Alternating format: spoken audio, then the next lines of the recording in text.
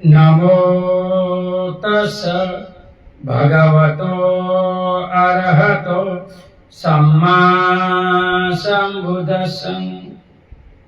नमो तस् भगवतो अरहतो सम्मा सम्बुद्धस्स। नमो तस् भगवतो अरहतो सम्मा सम्बुद्धस्स।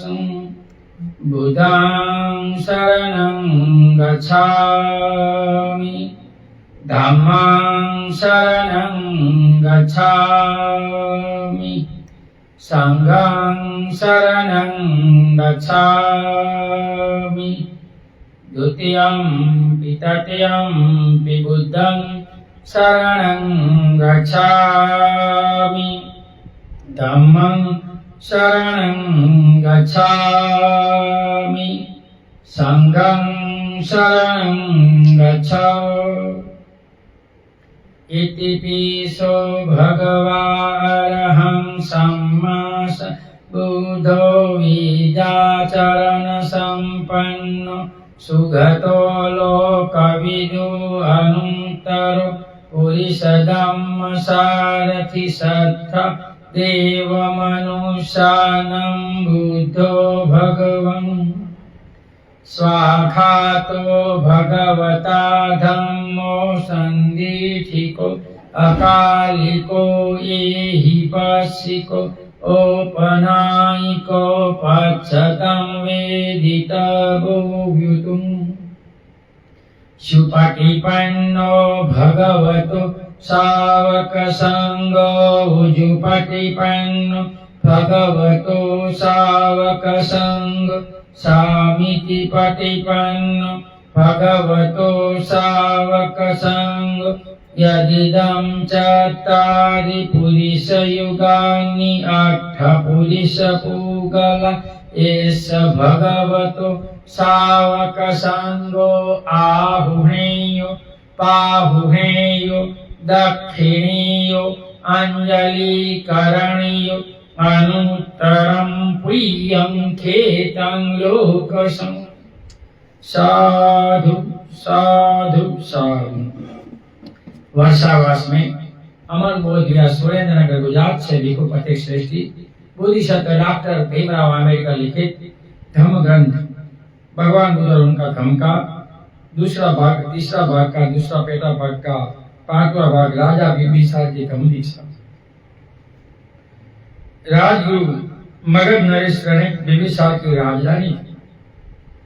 जटिलों की इतनी बड़ी संख्या भगवान बुद्ध की शरण में जाने से हर किसी जबान पर भगवान तथागत की चर्चा होने लगी। इतने भिक्षु अपना संप्रदाय छोड़कर बुद्ध के शरण जाते हैं तो उमटे लोग।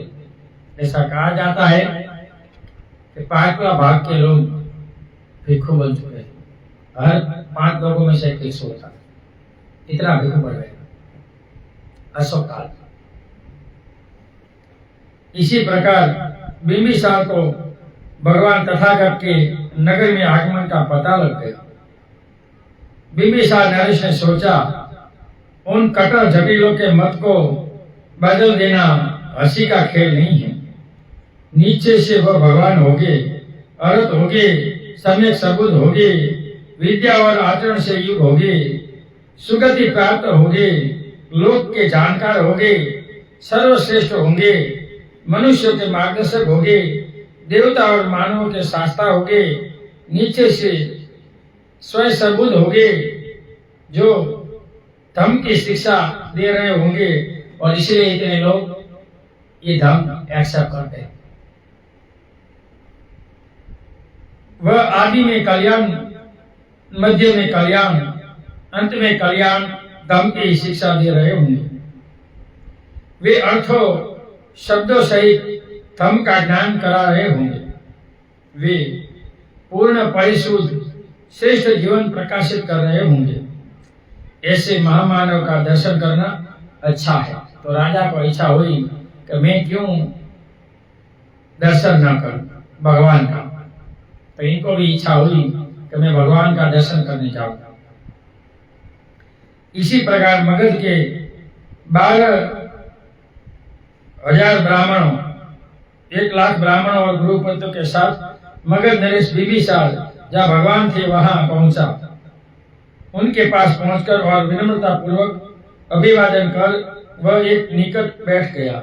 उन लाखों ब्राह्मणों और गुरुपतियों में से भी कुछ ने भगवान को विनम्रता पूर्वक अभिवादन किया और अपना परिचय दिया। कुछ पास बैठ गए, कुछ ने भगवान को कुशल क्षेम पूछा और निकट बैठ गए। कुछ ने भगवान को हाथ जोड़कर नमस्कार किया और निकट बैठ गए। कुछ ने अपना नाम और गोत्र तथा कुल भगवान को दिखाया और भगवान के निकट बैठ गए और कुछ यूं ही चुपचाप समीप जाकर बैठ गए और भगवान के दर्शन करने लगे, भगवान के सामने देखने लगे। मगध के उन लाखों ब्राह्मणों और गुरुपतियों ने पुरुवेला काश्यप को भी महाश्रमण में के भिक्षुओं में देखा कि गुरुवेला काश्यप तीनों भाई मंडल कर भिक्षु बनकर कपड़े पहनकर वहां है। ये इतनी बड़ी नामना थी। तब कुछ लोगों में संदेह हुआ, ये इनका गुरु है या ये इनका गुरु।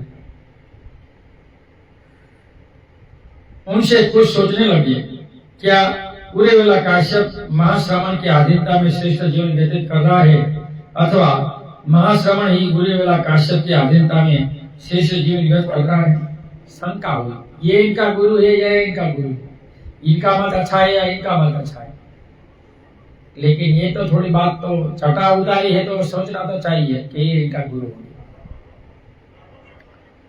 मगध ने उन लाखों ब्राह्मणों और गुरुपतियों के मन की बात भगवान तथागत सम्यक सबूत ने समाधि में जान लिया।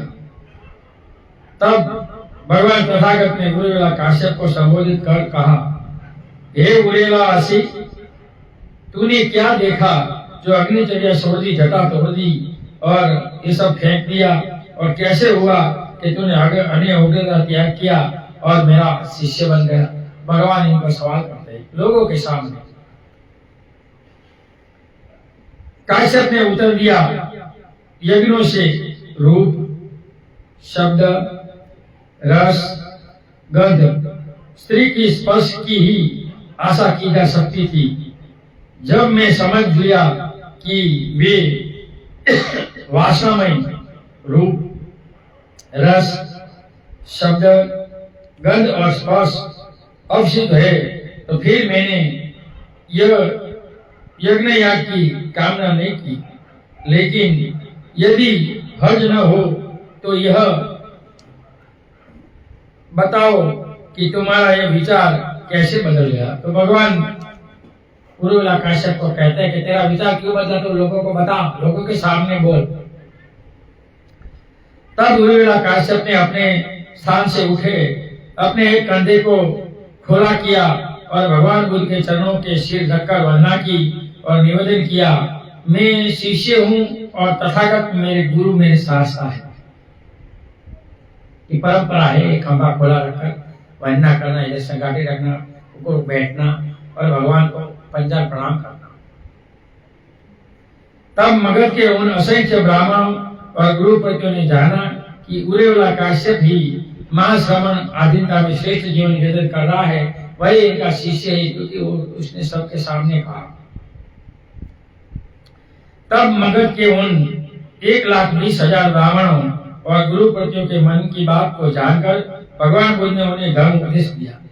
भगवान तो त्रिकालज्ञानी थे, 10 मलधारी थे, तो भगवान ने सबका चित्त जान लिया और देशना शुरू की। जिस प्रकार बिना धर्मों का स्वच्छ कपड़ा रंग को अच्छी तरह पकड़ लेता है, उसी तरह बिंबिसार प्रमुख उन मगध के 1,20,000 ब्राह्मणों और गुरुपतियों को विमल ज्ञान चक्षु प्राप्त हो गया। उनमें से 1,00,000 ने अपने उपासक की घोषणा की। 1,20,000 में से 20 निकल गए। 1,00,000 ने घोषणा की, हाथ उठाकर, भगवान आज से हम आपके उपासक है, हमें उपासक के रूप में ग्रहण करो। बताओ कितनी अच्छी धर्म देशना होगी। हमारे यहाँ तो कितने सुनते, कोई बोलते ही नहीं, हमें शिष्य बनना है।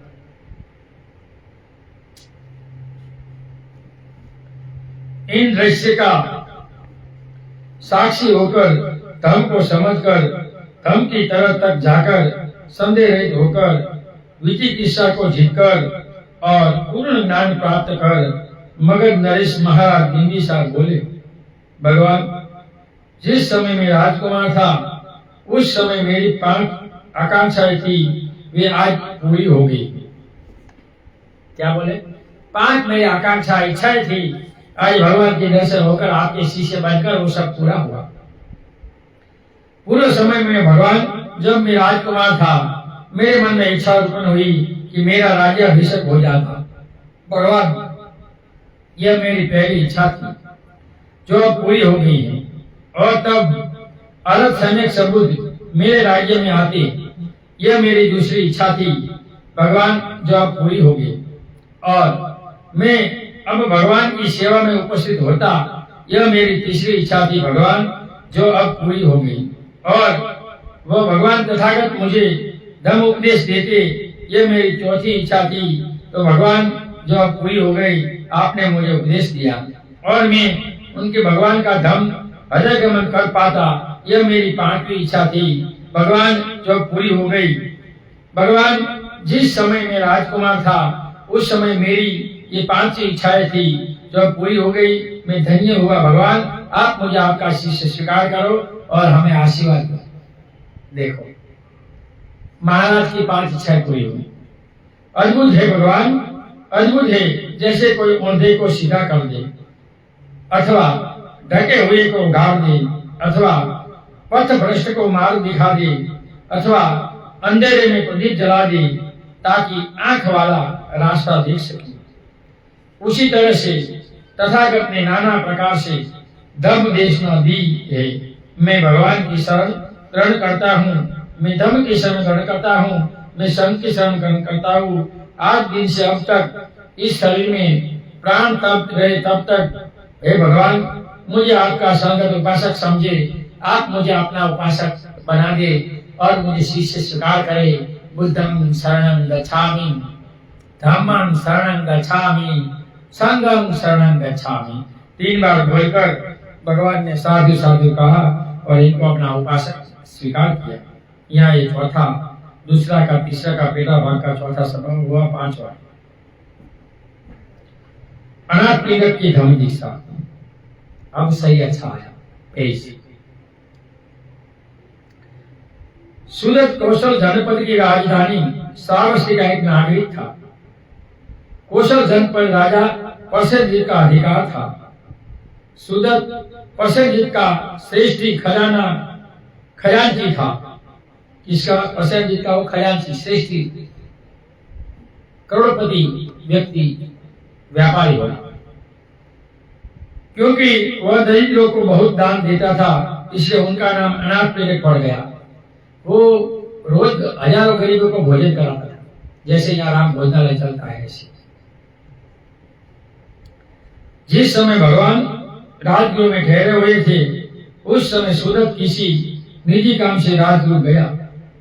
वह राजगृह श्रेष्ठी के यहाँ ठहरा था, जिसकी बहन से उनका विवाह हुआ था। अपने साले के घर गया था, वहां रुका था, वो भी वहां का श्रेष्ठी था। जब वह वहां पहुंचा तो उसने देखा कि उनका साला श्रेष्ठी भिक्षु संत भगवान बुद्ध को भोजन कराने के लिए इतनी बड़ी तैयारी कर रहा है कि उनके सोचा कि या तो किसी आवा विवाह की तैयारी है या राजा को निमंत्रण दिया है, कुछ तो है। अनाथ पीड़क को ऐसा लगा। जब उसने ठीक बात की जानकारी हुई तो भगवान बुद्ध का दर्शन करने के लिए अत्यंत उत्सुक हो उठा। वह उसी रात भगवान बुद्ध के दर्शनार्थ निकल पड़ा। देखो कितनी श्रद्धा, बिना श्रद्धा कुछ नहीं होती। यहाँ तो सब मिथ्या दृष्टि वाले हैं, देखो को भी सवाल करते हैं उल्टे सीधे, खुद लेना नहीं है, करना नहीं है, बस सिर्फ सवाल करना है, जय भीम और हो जाते हैं भीम। ऐसे है लोग आडम्बरवादी। और तथागत ने अनाथ पीड़क की हृदय की निर्मलता को तुरंत भांप लिया। भगवान रस बलधारी थे, भगवान को पता चल गया कि यह अच्छा उपासक है। उन्होंने उनका सांत्वना भरे शब्दों में स्वागत किया। अपने आसन पर बैठ चुकने के बाद अनाथ पीड़क ने भगवान बुद्ध के कुछ उपदेश सुनने की इच्छा प्रकट की। भगवान, मुझे आपका धर्म सुनना है, आप कृपया करके मुझे देशना दे। सुबह का समय था। तथागत ने उनकी इच्छा पूर्ति के निमित्त एक प्रश्न से आरंभ किया, कौन है जो हमारा निर्माण करता है? सुंदर से सवाल पूछता है और हमें जैसे चाहता है चलाता है। क्या यह कोई ईश्वर है, कोई सृष्टि करता? यदि ईश्वर निर्माण करता है तो सभी प्राणियों को चुपचाप केवल उनकी इच्छा के अधीन चलना होगा। वे कुम्हार के बनाए हुए बर्तनों के समान होंगे। कुम्हार बर्तन बनाता है, वो फोड़ता है, वो तोड़ता है, ऐसे ईश्वर भी तुम्हें फोड़ेगा और तोड़ेगा, तो क्योंकि तुमने बनाया है, अगर तुम मानते हो तो। यदि यह संसार ईश्वर द्वारा निर्मित होता तो उसमें दुख, आपत्तियां और पाप कैसे होगा? ईश्वर ने बनाया तो ये क्यों रखना है? सब निकाल देना चाहिए ना। मृत्यु भी निकाल देना, बुढ़ापा भी निकाल देना चाहिए, क्यों धोकर चले जाए, क्यों धोकर आ जाए? क्योंकि पवित्र अपवित्र दोनों का तो रचयिता उसी को मानना होगा। यदि दुख, आपत्तियों को और पाप का मूल स्रोत ईश्वर को न माना जाए तो इससे भिन्न और उसे स्वतंत्र एक दूसरा कारण स्वीकार करना होगा। तब ईश्वर एक सर्वशक्तिमान नहीं रहेगा। इस प्रकार तुमने देखा कि ईश्वर के विचार ही जड़ खुल गई, ईश्वर के विचार की जड़ खुल गई। तो फिर क्या पूर्ण शक्तिमान से सृष्टि की उत्पत्ति हुई है? ब्रह्म भी सृष्टि का कारण नहीं हो सकता। जिस प्रकार बीज से पौधे की उत्पत्ति होती है, उसी प्रकार सभी चीजों की उत्पत्ति होती है। किसी को कोई बनाने वाला नहीं है, अपने अपने ही कर्मों से संबंध है। तो फिर एक शक्तिमान से सभी चीजों कैसे उत्पन्न हो सकती है? यदि ब्रह्म सर्वव्यापक है तो फिर वह निश्चय से उनका निर्माता नहीं है। फिर यह भी कहा जाता है कि स्वतः से ही उत्पत्ति हुई है। यदि स्वतः ही निर्माता है तो उससे सभी वस्तुओं को वासनीय रूप ही क्यों नहीं दिया? दुख, सुख वास्तविक सत्य है और उनका बाह्य अस्तित्व है, वह स्वतः ही कृत कैसे हो सकता है? यदि तुम यही मत बना लो कि न ही कोई सृष्टि करता है और न ही कोई हेतु पर्यत है, और फिर जीवन की जो साधना की जाती है, जो साधनों तथा साध्य का मेल बिठाने का प्रयास किया जाता है, उस सब का कोई प्रयोजन नहीं होगा। इसलिए जगत को बनाने वाला कोई ईश्वर, आत्मा, परमात्मा, ब्रह्म ऐसा कुछ नहीं है। ये नैसर्गिक से बना हुआ है जगत है, और जो चल रहा है इनको बनाने वाला कोई नहीं। इसलिए हमारा कहना है कि जो भी चीजें अस्तित्व में आती है वे सब सहेतुक होती है। कुछ न कुछ इनका हेतु होता है, बिना हेतु कुछ नहीं होता। न वे ईश्वर द्वारा निर्मित होती है, न पूर्ण शक्तिमान द्वारा, न स्वतः द्वारा, और न बिना हेतु के यूं ही अस्तित्व में आती है। हमारे अपने कर्म ही है जो अच्छे और बुरे परिणाम को जन्म देते हैं। इंसान का, व्यक्ति का जो कर्म है वो जन्म लेता है, ऐसा भगवान यहाँ कहता है, कोई ईश्वर नहीं देता। सारा संसार प्रत्युष्मुपाद के नियम के बंधा है, और जितने भी हेतु है वे अचेतसिक नहीं है। जिस सोने का प्याला निर्मित होता है वह आदि से अंत तक सोना ही सोना होता है। इसलिए हम ईश्वर और ईश्वर से प्रार्थना करने संबंधी मिथ्या धारणाओं का त्याग करें। हम व्यर्थ की सूक्ष्म काल्पनिक उड़ानों में न उलझे रहे। आत्मा और आत्मा से मुक्त हो, क्योंकि सभी चीजें सहेतुक है। इसलिए हम कुशल कर्म करें ताकि उनका परिणाम कुशल हो। क्या बोला कि आत्मा ईश्वर ऐसा कुछ नहीं है, कोई बनाने वाला नहीं है। हम अपने कर्म से हेतु से बनते हैं, तो इसको एक्सेप्ट करो, कोई किसी को बनाने वाला नहीं। माता पिता तो काया देता है, लेकिन हम अपने कर्म से जाते हैं। अनंत विनय बोला, तथागत के वचनों का सत्य है। मैं हृदय में कर रहा हूँ। मैं अपने अज्ञान और भी अधिक दूर करना चाहता हूँ। जो कुछ मैं निवेदन करना चाहता हूँ उसे सुनकर भगवान मुझे मेरे कर्तव्य का उपदेश दे। अनाथ पिंडक दूसरा सवाल भगवान से पूछता है। मुझे कामकाज बहुत रहता है और क्योंकि मैंने बहुत धन इकट्ठा कर रखा है इसलिए बहुत बातों की फिक्र करनी पड़ती है, तो भी मैं अपने कार्य को आनंद पूर्वक करता हूँ और बिना किसी प्रमाद के उसमें लगा रहता हूँ। मैं मेरा कार्य बिना आलस कर भगवान कहता हूँ मैं संसारी हूँ, मैं बड़ा व्यापारी हूँ, तो मैं फ्री कम होता हूँ। मेरे बहुत से नौकर चाकर और उन सब की जीविका मेरे व्यापार की सफलता पर निर्भर रहती है, तो मैं इनका क्या करूं? बहुत लोग मेरे नीचे, अगर मैं भिक्षु बन जाऊंगा तो इनका क्या होगा? अब मैंने सुना है कि आपके शिष्य प्रभु जी के सुखों के गुण गाते हैं और गृहस्थ जीवन की गढ़ा करते हैं। वे कहते हैं कि भगवान तथागत ने अपना राज्य और परंपरागत ऐश्वर्य का त्याग कर दिया और सधर्म का पद का प्राप्त किया है। इसी प्रकार उन्होंने सारे संसार को निर्वाण का रास्ता दिखाया है। मैं तो उचित हो वही करना चाहता हूँ और मेरी उत्कट अभिलाषा है कि अपने मानव बंधुओं की कुछ सेवा कर सकूं। देखो, दुनिया में बहुत से ऐसी चेतनाएं हैं जो मुक्त नहीं होती।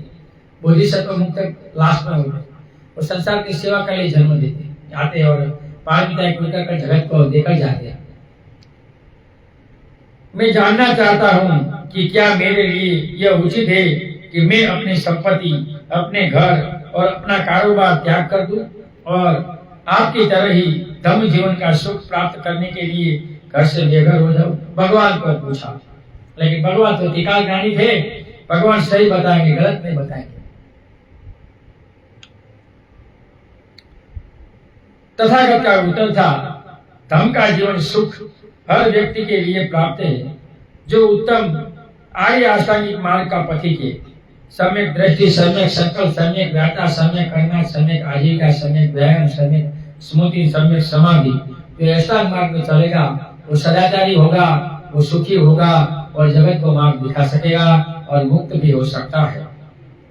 जो धन से चिपटा हुआ है उनके लिए यही अच्छा है कि धन की आसक्ति से अपने हृदय को विषाद बनाने की बजाय धन का त्याग कर दिया। लेकिन जिसकी धन से आसक्ति नहीं है और जिसके पास धन है तथा वह उसका उचित उपयोग करता है, ऐसा मनुष्य अपने मानव बंधु के लिए वरदान है। पैसे से मत चिपको, जगत को पैसे दो और जगत को मदद हो, वो सबसे बड़ी अच्छी बात है, ऐसा भगवान ने यहाँ कहा।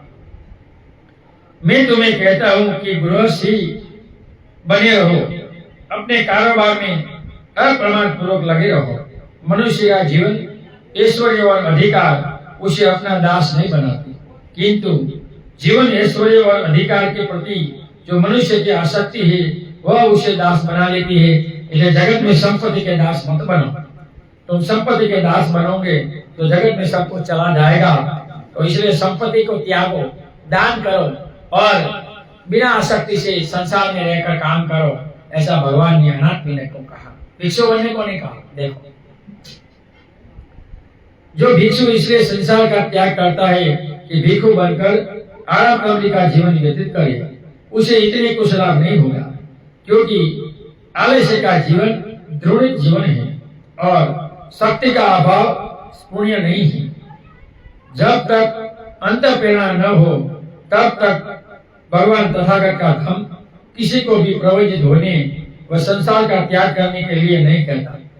मैं नहीं कहता किसी को संसार त्यागो, आपको निर्वाण चाहिए तो त्यागो। भगवान तथागत का धम्म हर मनुष्य से यही मांग करता है कि वह स्व विषय भ्रम से मुक्त हो, उनका हृदय शुद्ध हो, उसे काम भोगादि सुखों की प्यास न हो और वह श्रेष्ठ जीवन व्यतीत करे। संसार में रहकर संसार के 8 लोक स्वभाव से विकसित न होना चाहिए, वह सही उपासक है। सुख दुख, लाभ हानि, यश यश और निंदा प्रशंसा से जिनका चित्त विकसित नहीं होता वो सही बहुत उपासक है, वो सही आम्रकलवादी है, वो सही जगत को दे सकता है। और मनुष्य चाहे जो करे, चाहे वे शिल्पी रहे, चाहे व्यापार करे, चाहे सरकारी नौकरी करे अथवा संसार त्याग कर ध्यान भावना में रत रहे, उन्हें अपना कार्य पूरे दिल से करना चाहिए। उन्हें परिश्रमी और उत्साही होना चाहिए, आलस कभी नहीं करना चाहिए। आलसी इंसान जगत में लास्ट समान है, वो कुछ नहीं कर सकते। और यदि वे उस कमल की तरह जो पानी में रहते हुए भी पानी से अछूता रहता है, जीवन संघर्ष में लगे रहने पर भी अपने मन में ईर्ष्या और घृणा को जगह नहीं देते, यही श्रेष्ठ उपासक, श्रेष्ठ मनुष्य, श्रेष्ठ व्यक्ति। घृणा को जगह नहीं देते, यदि वे संसार में रहते हुए भी स्वार्थ भरा नहीं बल्कि परमार्थ भरा जीवन व्यतीत करते हैं, तो इसमें कुछ भी संदेह नहीं है। परमार्थ जीवन जियो, स्वार्थ मत जियो, मेरा मेरा मेरा, ये दुनिया में अपना कुछ नहीं, एक दिन ये सब छोड़कर जाना पड़ेगा। उनका मन आनंद, शांति और सुख से भर जाएगा। देख, जिसके चित्त में राग द्वेष नहीं होता, वो बहुत सुखी होगा और सुखी रहेगा, आनंदित रहेगा। क्या भिक्षु हो या उपासक। अनाथ पीड़क को लगा कि यह सत्य का धर्म है, सरलता का धर्म है और प्रज्ञा का धर्म है। अनाथ पीड़क खुश हुआ। कहा जाता है कि वहीं वो धर्म सुनकर श्रोतापति हो गए और भगवान को निमंत्रण दिया, आप मेरे इलाके में आओ। लगता है कि वो इलाके में आए तो साल का लास्ट दिन था, तो लोगों ने दिया जलाया तो दिवाली हो गई, ऐसी मान्यता है। सही गलत तो हमें भी पता नहीं। पर उन्हें जेठ राजकुमार का उद्यान खरीदा सोना पाथर कर। इसको बोला तेरा उद्यान लेना है, कि मैं सोने के पाथर तो भी नहीं, तो भी बेचना नहीं चाहता। कि भाई तूने बोला सोना पाथर, तो मैंने पाथर अब देना पड़ेगा। तो ऐसी बात। उसकी भगवान तथागत के श्रद्धा में प्रगाढ़ आस्था हो गई। वह तथागत के चरणों पर नतमस्तक हुआ और वंदना की। उसे प्राण लेने तक, भगवान मुझे आपका उपासक जाने। बुद्धं शरणं गच्छामि, धम्मं शरणं गच्छामि, संघं शरणं गच्छामि। भगवान आप मेरे इलाके में पधारे, मैं आपको निमंत्रण देता हूँ। और वहाँ भगवान जब जाते हैं तो एक अच्छा विहार बनाकर वो भगवान को अर्पण करता है। यहाँ हमारा समय पूरा हो गया है। ऑनलाइन सुनने वाले सभी लोगों को सुने हुए धर्म का मैं पुण्यानुमोदन करता हूँ। सुने हुए धर्म से आप सभी लोग सुखी हो, निरोगी हो, आपका कल्याण हो, आपका मंगल हो। ऑनलाइन सुनने वाले सभी लोगों को भाषा के कारण, वाणी के कारण मैंने जो समझाने का प्रयत्न किया, इसमें किसी को दुख लगा हो तो क्षमा करना, मेरा ऐसा कोई इरादा नहीं था। नाथी में शरणम आयम, बुद्धो में शरणम वरम, एतेन सच्चवाजेनम होतु मे जय मंगलम। नाथी में शरणम आयम, धम्मो में शरणम वरम, एतेन सच्चवाजेनम होतु मे जय मंगलम। नथि में शरणम आयम, संघो में शरणम वरम, एतेन सच्चवाजेनम होतु मे जय मंगलम। नमो बुधाय, नमो धम्माय, नमो संघाय। साधु साधु साधु। सबका मंगल हो, सबका कल्याण हो, सब सुखी हो, सब सुखी हो, सब सुखी।